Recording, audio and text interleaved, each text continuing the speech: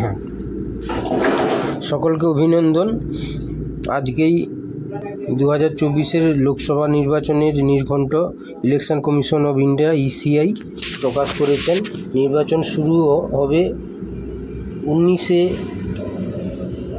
April, নির্বাচন শেষ 1 June. মোট দফা হচ্ছে 7, ফল ঘোষণা হচ্ছে 4 জুন।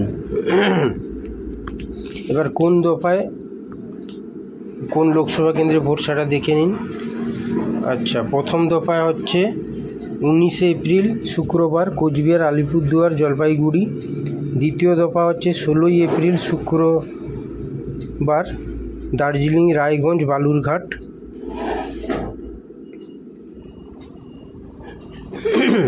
তৃতীয় দফা লোকসভা নির্বাচন হচ্ছে 7ই মে মঙ্গলবার মালদহ উত্তর, মালদহ দক্ষিণ, জঙ্গিপুর, মুর্শিদাবাদ।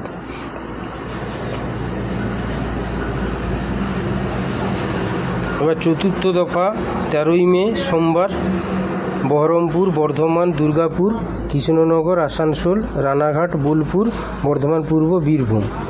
পঞ্চম দফা 20 মে সোমবার বনগাঁ, শ্রীরামপুর, ব্যারাকপুর, হুগলি, উলবেড়িয়া, আরামবাগ, হাওড়া।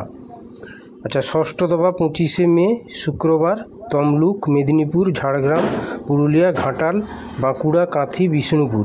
এবং শেষ দফা অর্থাৎ সপ্তম দফা 1 জুন শনিবার মথুরাপুর, বারাসাত, দমদম, ডায়মন্ড হারবার, উত্তর কলকাতা উত্তর, যাদবপুর, কলকাতা দক্ষিণ, জয়নগর, বসিরহাট।